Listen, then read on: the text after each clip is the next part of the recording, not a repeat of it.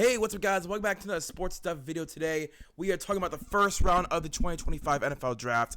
As you guys obviously know, my 2025 NFL Draft-a-thon was not working. For some reason, my stream did not want to be healthy. It kept crashing. So I do apologize that the 5th annual NFL Draft-a-thon is not going to be happening this year. But I did make sure to watch NFL Draft. I just sat on my couch here, texting my brother the entire time, enjoying not even the talk for 4.5 hours officially. But yeah, I didn't want to get this video out as soon as I could, so I made sure I took notes the entire time, things that I would have said. So let's get to this video of me basically grading and reviewing the first round of the 2025 NFL Draft. So if you guys do enjoy, please leave a like, comment, subscribe. Let's get into this video. So what we got here is a document I did as we kind of went throughout the entire draft process. Very unprofessional. I know I'm just using Google Docs, but it's whatever. First round scores. So the way I did this scoring was, if you see a negative sign, it means that it was a reach on my top 102 prospect draft board. That's by how many slots lower. How many slots higher did they go compared to my 102 draft board? A plus sign means it was a steal on my board, and by how many slots. So let's say I had Shedeur Sanders as my number one prospect. Whoever takes him in the second round now will get a plus 35 because I had him as number one, and he eventually went at 33, whatever it is. So yeah, that's how this is gonna work. The negative is bad, the positive is good. So 0 is exactly where I ranked them, so that's gonna get, obviously very good is where I ranked them. So the grades are gonna be, if you got a 0, again, this is just numerical. This is not, as we talk, I'll say, was it a worthy 0? Was it a worthy plus or a minus? But it's just mathematically speaking the grading. Grades are a 0, that's an A plus draft pick. A 1 to 5 is an A 6 to 10 is a B, an 11 to 15 is a C, a 16 to 25 is a D, and a 26 plus is an F. So obviously, if it's more positive, that's good. If it's more negative, that's bad. So the numbers like 6 to 10 is negative 6 to 10, right? Because there's not going to be many guys above it. So let's get into the video. At number 1, get Cam Ward going to the Tennessee Titans. At number 5, I had him as a number 6 prospect. So him going number 1. Not shocked. I knew it was going to be a negative no matter what. So Cam Ward, negative 5. It's going to be an A still a good pick. I thought it was a draft pick that needed to be had. Why is my camera? Okay, I guess we'll turn the camera off for a couple of minutes while it is kind of doing its thing, trying to fix itself. So Cam Ward obviously was a number 1 overall pick. It was never in question if Cam Ward was going to go number 1. Again, I did have him as my number 6 prospect when it comes to the big board. But overall, not a bad pick. Grab a quarterback, and now Tennessee has their quarterback of the future. I don't imagine Will Levis will start week 1. I do fully expect Cam Ward to be their starter. If Will Levis does somehow beat out Cam Ward in the offseason, we need to have a conversation about Cam Ward, and oh boy, it won't be fun. Number 2, the Cleveland Browns trade back from number 2 to number 5. Jacksonville Jaguars trade up for Travis Hunter, and they grab Travis Hunter. I am beyond immensely happy. I'll be honest with you guys, as a Browns fan, I was a little weary about Travis Hunter. He has a slim frame. He has issues with injuries as well. So Travis Hunter in Jacksonville I thought made the most sense. And that if there's any team that's going to trade up with the Cleveland Browns, I was hoping it would be Jacksonville. Because I think that they're not only their ownership, but their GM and head coach are forward thinking enough to be okay with him playing both sides of the ball and taking that risk. But the Cleveland Browns have more to lose if that doesn't work out. So I'm not shocked that the Browns did trade out. Not only did the Browns trade down, the Browns traded back. They got a 2nd round pick, a 4th round pick, and a future first, which was super important to me because I said if the Browns do trade back, we need a future first. So now the Browns have 2 top 5 picks in the 2nd round and another 1st round pick from a very bad organization in 2026. So now let's say the Browns do bounce back and they make the playoffs. They're in the 20s. We can all agree that Jacksonville will probably be in the early 15s, probably in the top 10 next year, and will be a playoff team, hopefully, so maybe we could grab a quarterback of the future next year. But Travis Hunter going to Jacksonville, that's a great pick.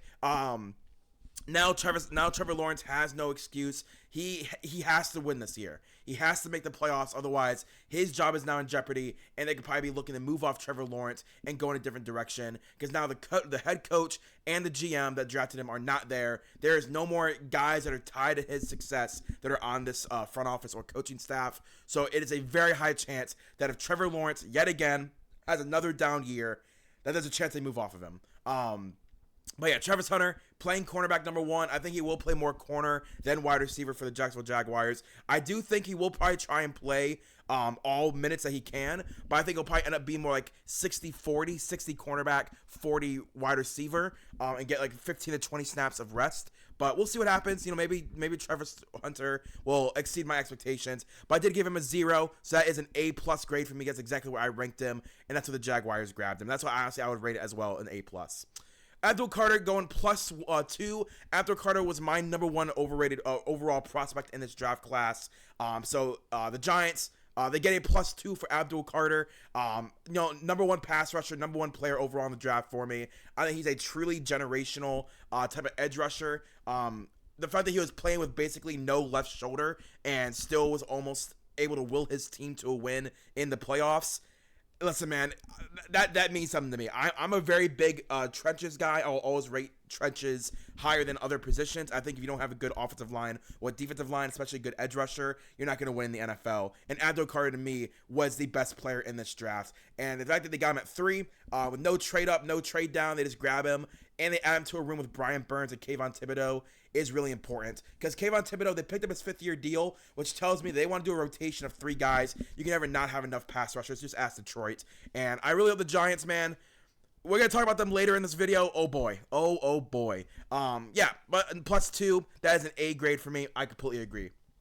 Will Campbell, -1. I had Will Campbell as my 5th-ranked prospect. Get him at number 4. Get your franchise left tackle. Hey, man. That's something you don't do all the time, right? You don't always draft your franchise left tackle. But if you look at Mike Vrabel's drafting history as a head coach, obviously head coach doesn't make the draft picks, but the head coach heavily informs their GM, hey, here's what I want at these positions. And something that Mike Vrabel really cares about is trench play, both defensive line and offensive line. So the minute I saw he was drafted at number 4, I knew Will Campbell was the pick. And a top 5 prospect going at number 4, we'll take it. That's an A. I really like that pick.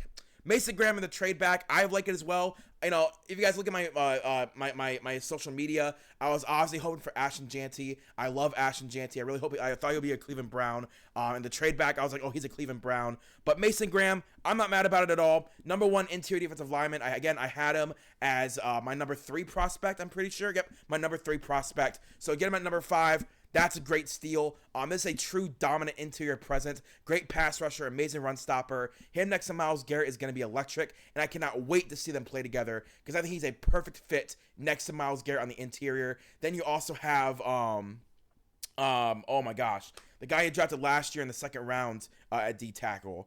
I can't remember his name. Mike Hall. You have Mike Hall, and you also have the edge rusher who really came on towards the end of the season. I apologize. It's 1:30 in the morning. I'm not going to remember everyone's names in the NFL, especially guys on my own team.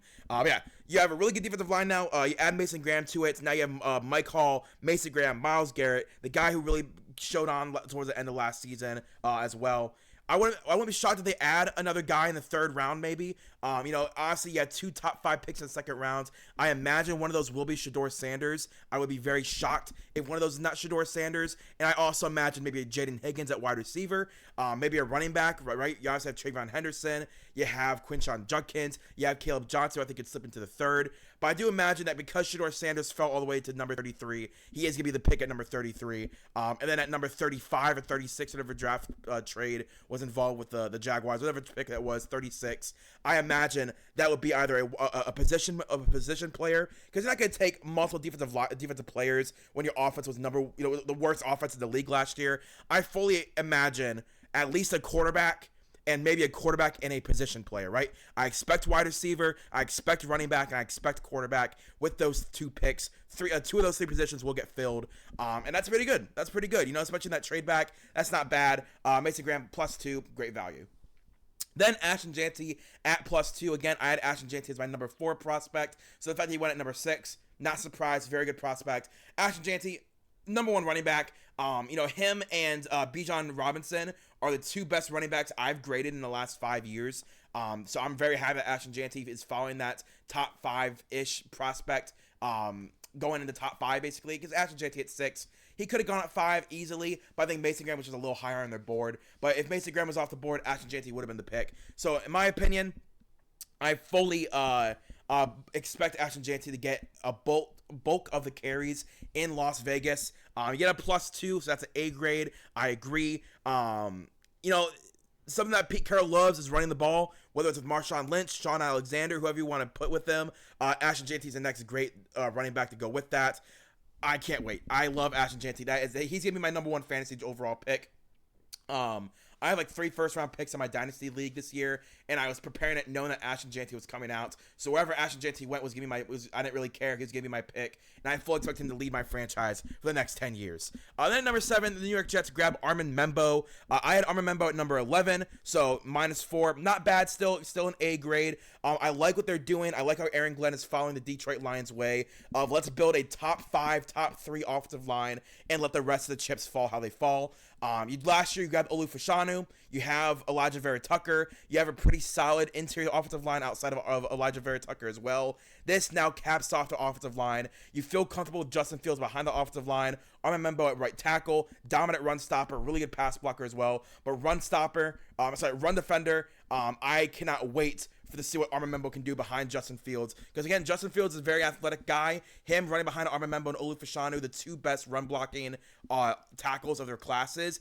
Oh, I'm going to be hyped. And they're saying that Breece Hall could get traded. I'd be shocked if Breece Hall gets traded. I really think it'll be a running back by committee with Breece Hall, kind of like in that Jahmyr Gibbs role of being the main back with, I guess maybe David Montgomery was the main, whatever. I expect Breece Hall to get the bulk of the carries, but with a healthy dose of Isaiah Davis. Wow, what is the other running back's name that was really good for me this year in fantasy? Can't remember his name. This is what I'm saying, guys. It's very hard at 1:30 in the morning to remember everyone's names. But Armin Membo is a great pick. I like how they're kind of building out that team. And I like what they're doing. I fully expect that Jets team to be a lot better than they were last year. And they're doing it right. They're doing like the Detroit Lions way. Get a top offensive line. Have a solid quarterback who can play higher with a good offensive line and keep going. Then with Ted McMillan at number 9? Number 8. Ted McMillan, I had him as number 12, my 20th ranked prospect. Now, I want to defend my reasoning for that. Ted McMillan, I have kind of like with Drake London.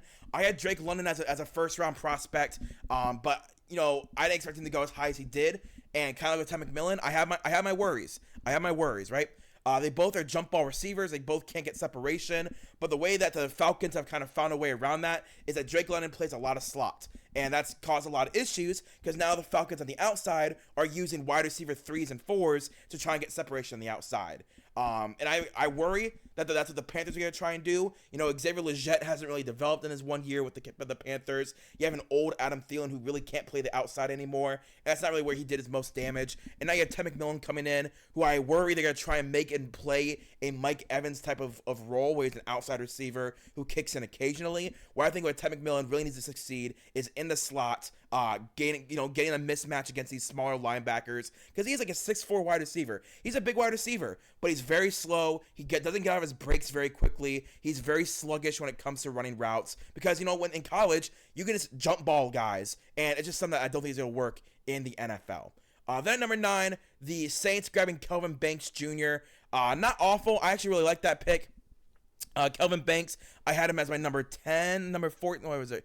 He's my number 10 ranked prospect. So -1. Number 11. Sorry, -1. But you got him right around that range again. A grade. Ted McMillan was actually a C grade. Sorry.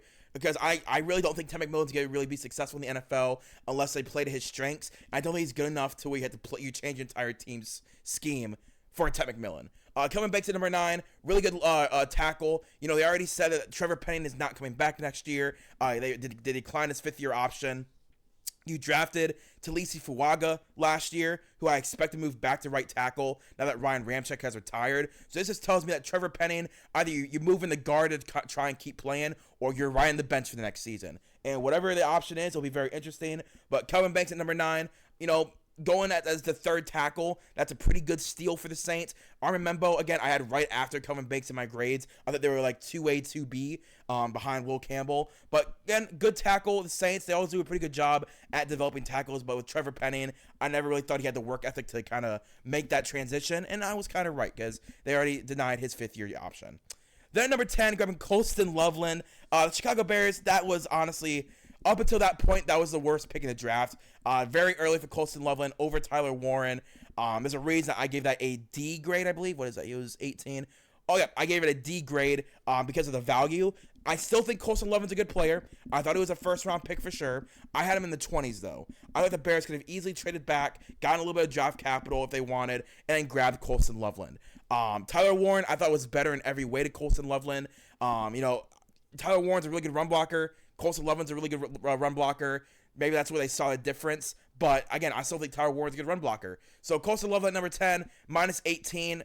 Probably would say it's more like a B or a C over a D, but in the value chart, I gave it a D. He was my 20th ranked prospect, and he goes on 28th ranked prospect, and he goes at number 10. Jeez.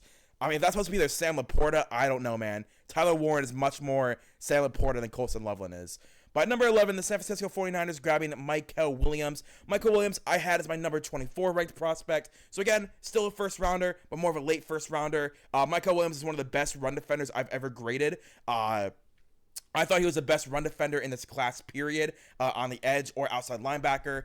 He is elite at that. The way he's able to stop run lanes and chew up these runners behind the line of scrimmage is elite. That's what it is. So the 49ers immediately get an elite run defender. Obviously he hasn't transitioned into a great pass rusher, but when it comes to run defending, Mykel Williams can start day one and can just grow with the role kind of thing, right?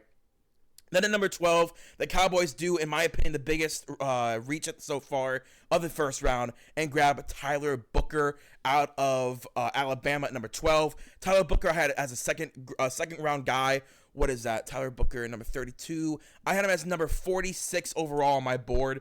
Got him at number 12. I understand why the Cowboys did it. You honestly have Zach Martin retire. You sign Robert Jones to the Miami Dolphins, former second-round pick. But I don't know why you'd do that. You have a lot of other needs on this team. Listen, the Cowboys, they always have a really good offensive line. That's something that they pride themselves in. But your secondary is a mess. Your linebacker core is a mess. Your defensive line outside of Micah Parsons and all the D tackle you just paid, Osa Odighizuwa, is a mess. You only have 2 stars on the defensive line. Your offensive line was good enough to where if Robert Jones was the weakest link, you can eat that and be comfortable. Your tight end room is okay. Your wide receiver room needs help. Your running back room needs help. Omarion Hampton was still on the board. I would have rather they grabbed Omarion Hampton at 12 than Tyler Booker. I thought it was a luxury pick that they could not afford to make, and they still made it. Again, Tyler Booker's not a bad player. If he would have sneaked into the first round at the end of the first round, I wouldn't have been shocked. I thought the Lions could have been a team that could have drafted him in the late first. But goes at number 12. Big shocker. I'm not gonna lie to you guys. It's a big shocker. Then at number 13, the Miami Dolphins grabbing Kenneth Grant from Michigan. At number 13, grabbing Kenneth Grant, I had as my number 17 prospect. So not too big of a reach in that mid to late teens range. Great run defender. He's not the pass rusher that Mason Graham is, but I think he might be a slightly better run defender. He's not as athletic. He's more like I stand in the lane and you run at me, while Mason Graham is more I'm gonna go and get that guy who's running. But Miami, they lost Christian Wilkins last offseason. No Calais Campbell as well. So Kenneth Grant makes sense why they grabbed Kenneth Grant to really fill in that hole that they had last year. And plus, the defensive line can't stay healthy. Their pass rushers can't stay healthy. So if they can anchor down their run defense and know that Kenneth Grant, who hasn't really suffered any major injuries in college football, if he can stay healthy and hold down the interior, they can work around the exterior getting injured. Number 14, the Colts grab Tyler Warren. That is a +7. I have him as my 7th ranked prospect in this class. So they get him as a steal. That is a B? That's a B grade. Again, this is one of those where, numerically, it's a B. I think it's an A+ hit. They grab their tight end. They finish off their offensive core units. Now all they need to do is probably grab an offensive lineman, right? They lost Will Fries, I think it was. No, I think they got Will Fries back. But I know they lost Ryan Kelly, maybe. They lost one of their interior offensive linemen. I wouldn't be shocked if they go and grab an offensive lineman in the second round to replace their guy that they lost, whether it was Ryan Kelly or Will Fries. Whatever one they needed to replace, they're going to replace him in the second round. Tyler Warren is a luxury pick. It's their final piece of their offense that they can really need, right? They have their wide receivers. They have their running back. They have a quarterback that they're trying to develop. And now Tyler Warren will be that safety valve for Anthony Richardson or the next quarterback that they do draft, right? I wouldn't be shocked if Anthony Richardson is not on this team next year. But if he is on the team next year, that's awesome. But no matter what, Tyler Warren is now a piece that they can use for the future. I like it. Great pass blocker, great pass catcher, runs crisp routes, knows what to do, and can play all over the offense. Then Jalen Walker at number 15. This guy, listen, I know it says negative 40. I understand why teams like him, right? In Georgia, he played that Nolan Smith role of blitzing linebacker. But Nolan Smith, I thought, was better than Jalen Walker coming out. And Nolan Smith went in the second round in the 40s. So Jalen Walker, I didn't think he's as good as Nolan Smith. He went in the 40s. I thought the NFL would view him probably more as a 40s or 50s type of guy. But going number 15 to the Atlanta Falcons, it makes sense. I understand why. They need edge help. And Jalen Walker will probably play a lot more 3-4 outside linebacker than 4-3 stand-up linebacker blitzing. I wouldn't be shocked if it's a little bit of mix of both. But Jalen Walker, going 15, I have him as 55, so it's negative 40. Again, I understand why they did the pick. I want to make sure I'm not giving this an F as a person, the team. I'm giving it an F as on my board. I thought Jalen Walker, I wasn't very high on him. Again, I thought Nolan Smith was better. I remember I had Nolan Smith in the 20s or 30s. So I'm like, okay, 40 to 50 is fair for Jalen Walker. And I know he's getting scouted. He's getting mocked to a lot of these first round guys. But I thought he could have easily slipped to where, the late 30s, early 30s. I thought that's where he could have gone. But he goes at 15. Then number 16, Walter Nolan going to the Arizona Cardinals. I'm a little shocked. The Arizona Cardinals, I really thought they would get some more offensive help for Kyler Murray. Maybe another, interior offensive lineman. You saw Gray Zabel went a few picks later, but I really thought they would have gone to interior offensive line. But they go Walter Nolan. They pair him up with their first-round pick from last year, and Calais Campbell, and Josh Sweat, and all the guys they've drafted in the last 3 years. But Walter Nolan, really dominant defensive tackle. Honestly, you would wish that he played a little bit better, more consistently, but he had a very good year this last year. Not shocked. Minus 11, I had him as my number 27 prospect. Get him at 16, a little bit of a reach. I actually kind of agree that's more of a C grade, because I thought Walter Nolan could have got later on, and I think it's a weird fit for that team as well. I'm going to stick with a C. Then number 17, the Shamar Stewart going to the Cincinnati Bengals. I gave it, where is it? +1, I had him as my number 16 ranked prospect. I would not give that an A. I'll be honest with you guys. I would not give that an A. That specific team has not been great at developing edge rushers. Not great at developing anyone on the defensive side of the ball, to be fair. That coaching staff has not developed anyone. They've only developed T. Higgins, Joe Burrow, and Jamar Chase. No one else that they've drafted in the last 4 years, I will confidently say they developed into a high-end Pro Bowl type of guy. No one. And Shamar Stewart is a project pick. He is more athlete than football player. He's only had 4.5 sacks the last 3 years. This is probably like a D in my mind.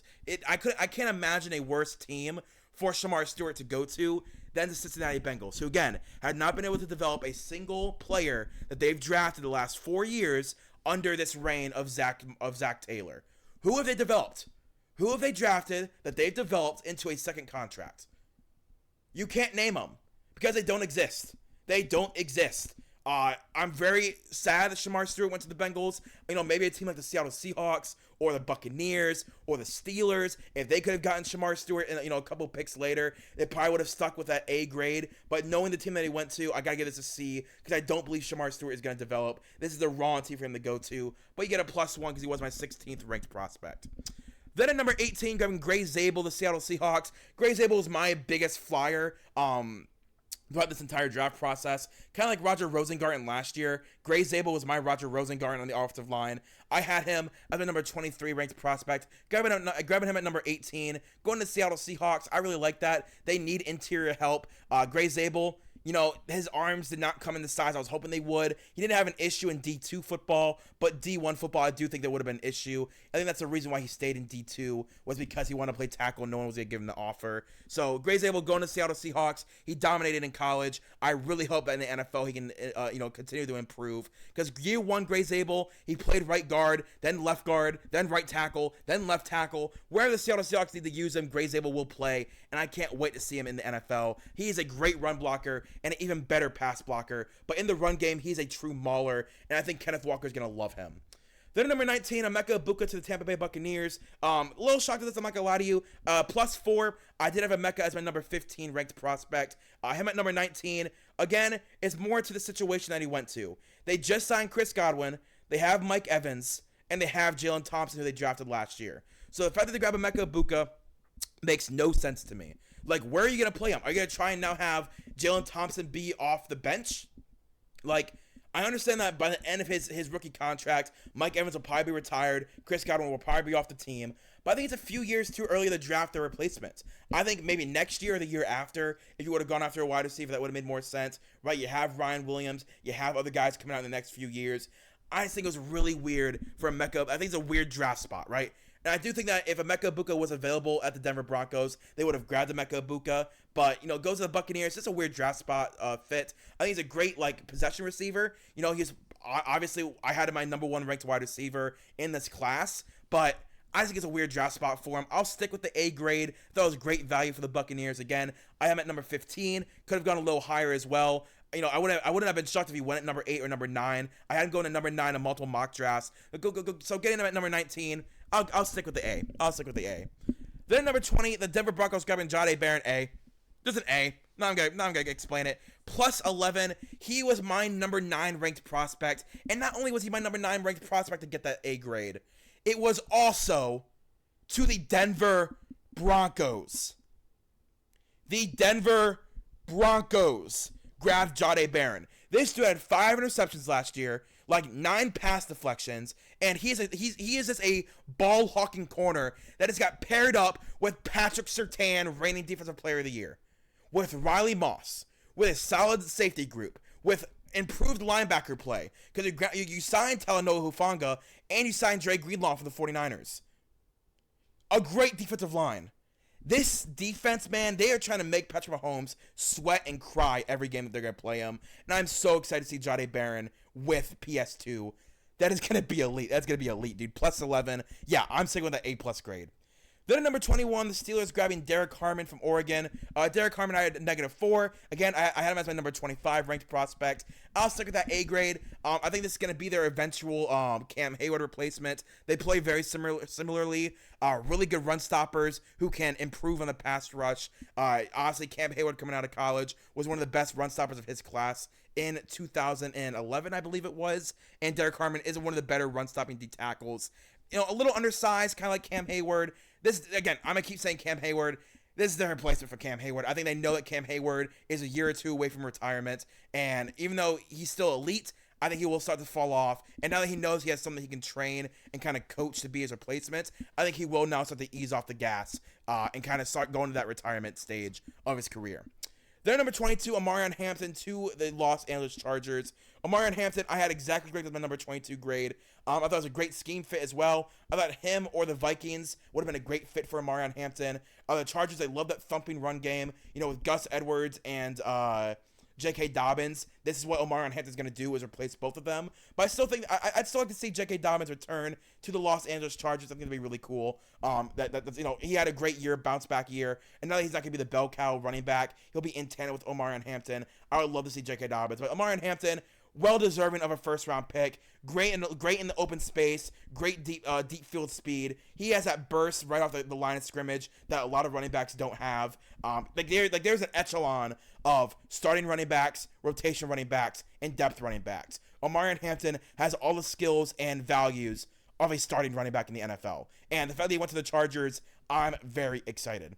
Then number 23, the Green Bay Packers grabbing Matthew Golden. I want to say real quick, Matthew Golden, I'm so happy for you, man. The fact that you got drafted for the first time since 2002, you're a wide receiver drafted to the Green Bay Packers in Green Bay after 10 years of them begging the Green Bay Packers to draft a wide receiver for Aaron Rodgers in the first round. They finally do it in their hometown. It's a wide receiver. Good on Matthew Golden.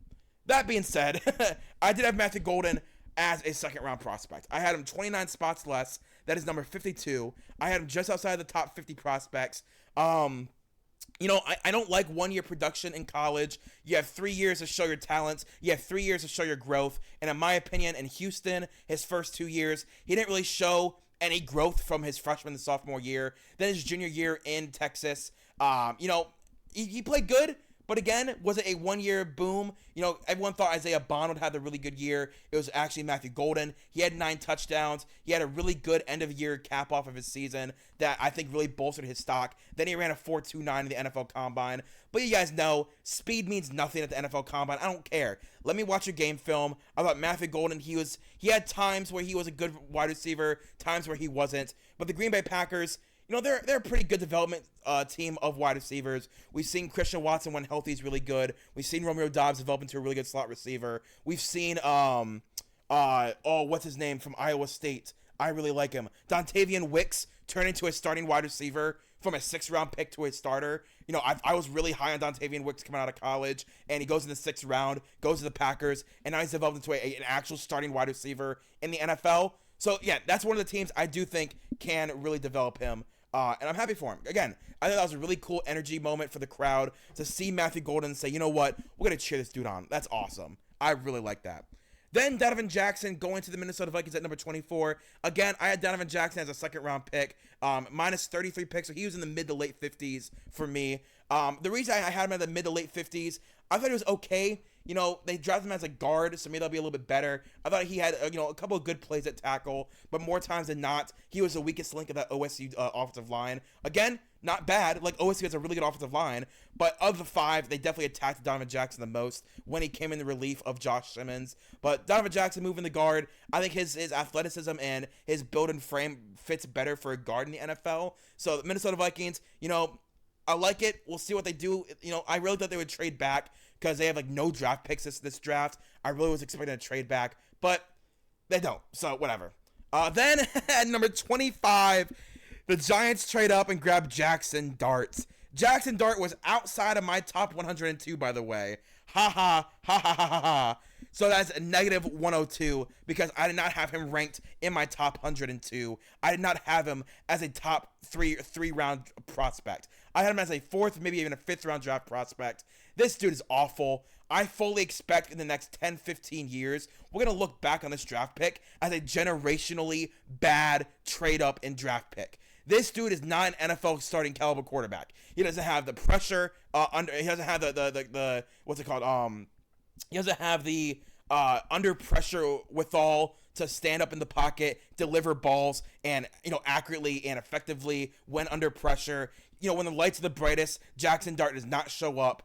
I'm sorry. No, this was awful. I fully believe in 10 or 15 years, we will all say, wow. Do you remember when the Giants drafted Jackson Dart? Ha ha ha ha ha ha ha ha. That was generationally bad. Not only did they have to suffer 6 years of Daniel Jones, they cut Daniel Jones to draft Jackson Dart and trade up for him in the 1st round. What a joke. Then number 26, the Atlanta Falcons grabbing James Pierce. As you guys can see, I have James Pierce as my number 18 ranked prospect. So, they actually get +8 on this one. Again, the Jalen Walker pick, I don't hate. I understand why. I just wasn't high on him. James Pierce, I was high on. The Falcons trade back up into the 1st round to grab James Pierce Jr. So now they feel pretty comfortable with their edge rushing now. You have James Pierce, you have Jalen Walker. The Falcons, they should be good, right? I like the pick of James Pierce. Obviously has some off-the-field personality issues that have been well reported in the NFL pre-draft process. So we'll see if Atlanta can kind of tamper those down and make him to a refined NFL player. But again, as a player on the field, he is very good. Not many players have a better frame and foundation to build on than James Pierce. But again, it's just off-the-field issues is the reason that he was not drafted higher.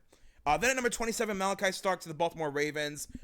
I hate how the Ravens always win, man. +13.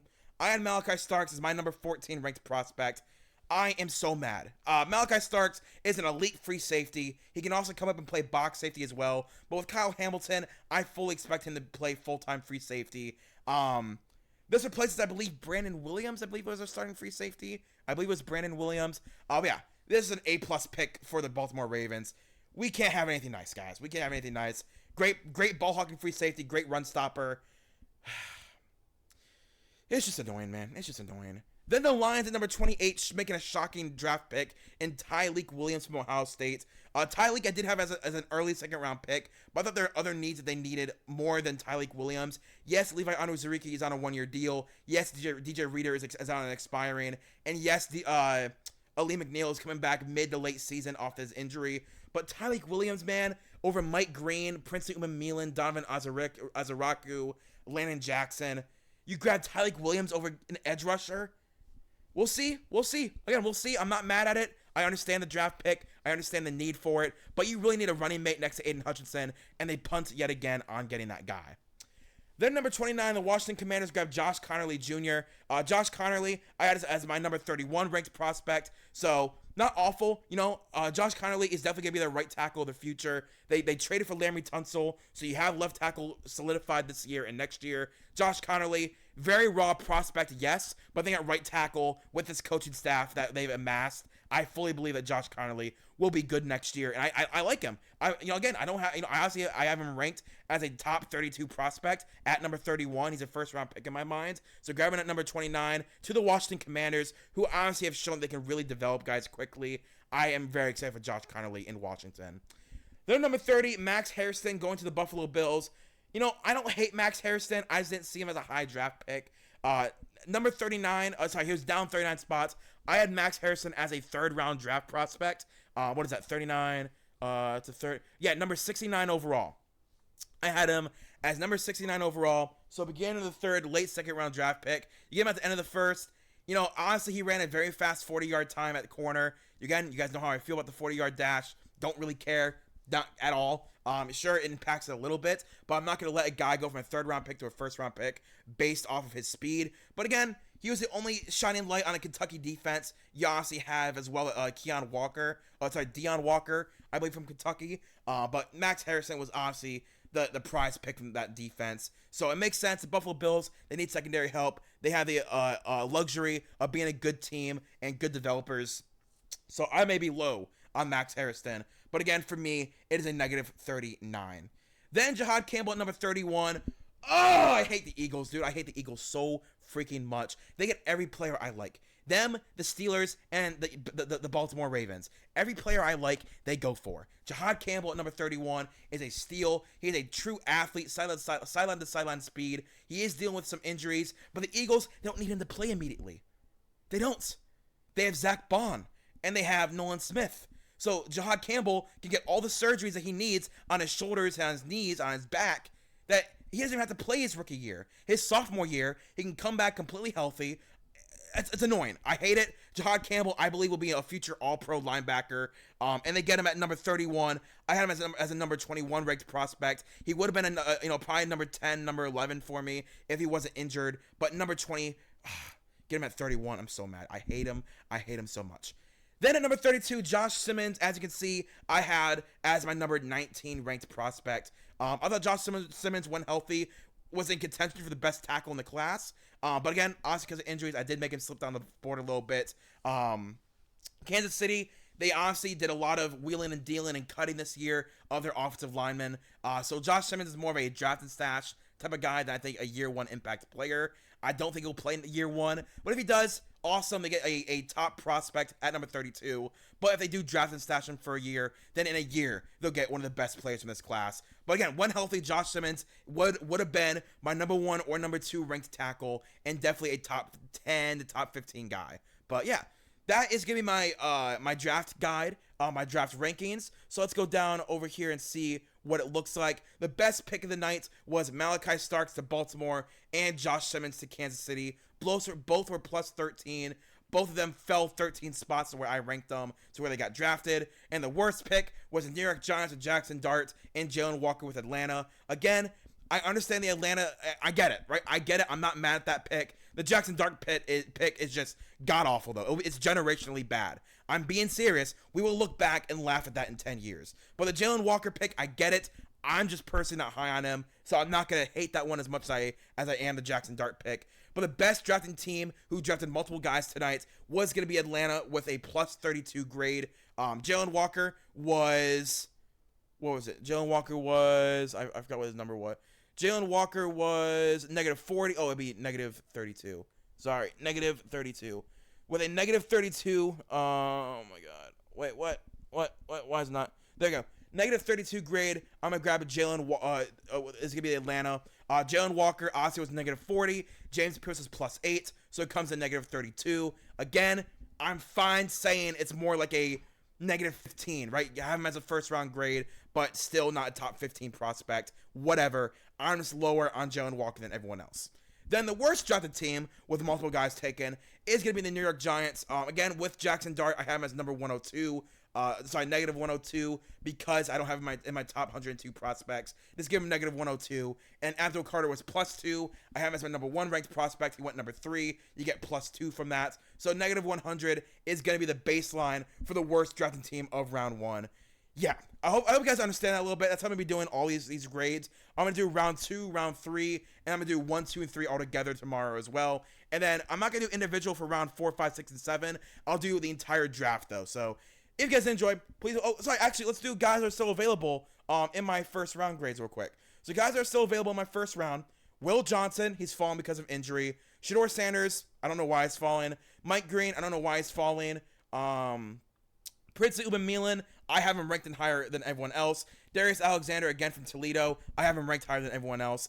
Donovan Azaraku, I have no idea why he's falling. And Jaden Higgins, I have him ranked than everyone higher. So I have him ranked higher than everyone else as well. So yeah, there's like 5 or 6 guys. I still have his first round grades that are still available. So again, there's gonna be a lot of pluses in round 2 because again, there are guys I have ranked higher. So if you guys enjoy, please leave a like, comment, and subscribe. Let me know down in the comments down below, who do you guys think was the best draft pick of the night and who was the worst? Let me know, and I'll talk to you guys later. Peace and bye.